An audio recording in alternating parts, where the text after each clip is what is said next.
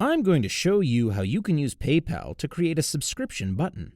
This button can be placed on your own personal website so that people can easily subscribe to your newsletter, mailing list, or premium content. To get started, log into your PayPal account. Once you've logged in, go to the Profile tab and select My Selling Tools, which will bring up this page that we're on now. Look for Manage My Payment Buttons and then select Update. On this My Saved Buttons page, you want to click on Create New Button. Now we can start creating your button. Firstly, go to this drop-down menu and select Subscriptions. Over here, you want to insert the name of the item, or in this case, subscription which you're offering. For example's sake, I'm going to type in Wellness Tips. This field is for you to create your own optional, unique subscription ID. This is useful if you have to manage several different subscriptions. How you choose to word your subscription ID is completely up to you. Down here, you need to also select your preferred currency for billing and payment. This section here is for you to customize your button. You can choose to add a drop-down menu with prices and options. It will look something like this. If you tick this box, you then need to fill up the information for your drop-down menu. First, insert a description.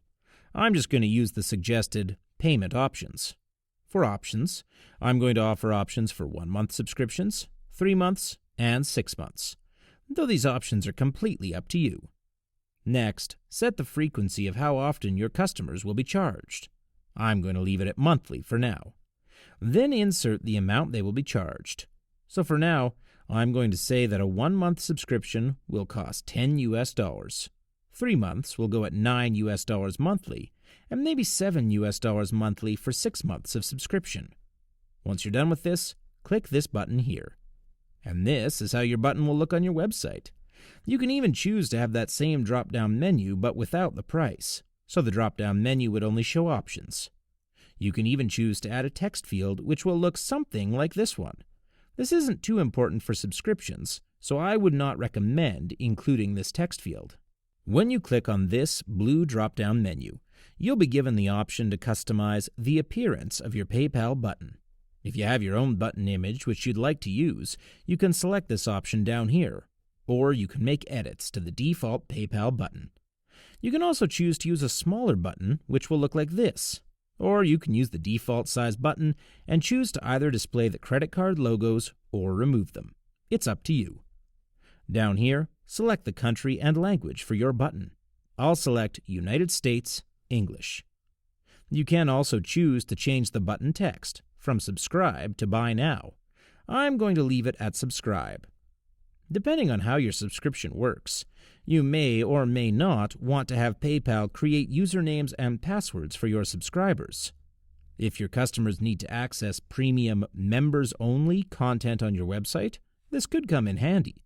However, if your customers are subscribing to a mailing list where you send them information via email, then you don't need to tick this box. You can also specify after how many cycles you would like the billing to stop. Seeing as you've given options, you may want to leave this at the default, never. You can also let PayPal know if you allow subscriptions for a trial period. If you tick this box, you will need to fill up this information here. Specify how much the trial subscription costs and how long the trial period lasts.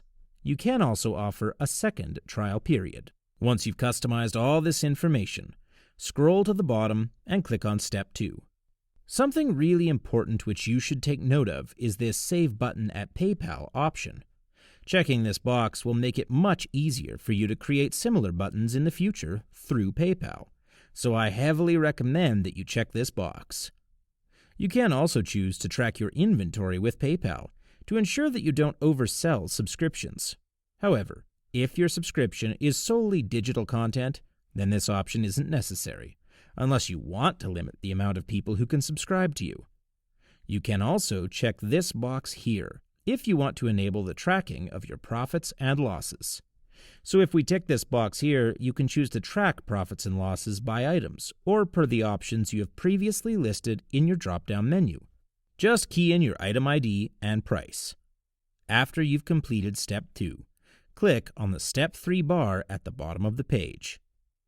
This is where you can customize your checkout pages. The first thing you can customize is whether you need your customer's shipping address. Again, if your subscription deals mainly with digital content and emails, you do not need to check this box because their shipping address is irrelevant. And down here, you can specify which page that your customers will be directed to in the event that they cancel their checkout. You can also specify which page your customers will be directed to once they've completed their checkout. Maybe you want to send them to a thank you page or a squeeze page even. Just make sure you tick these two boxes and insert the relevant URLs in both fields. And once you're done with this, go ahead and hit the Create button. And that's it. Your button is now ready. On this page, you'll find your subscription button's unique HTML code. What you need to do is just hit Select Code, right-click the highlighted text, and select Copy. All you have to do now is go onto your own personal web page and paste your button code into the HTML. Once you publish the changes, your button should work fine. But be sure to test it anyway to ensure it links to the PayPal payment page.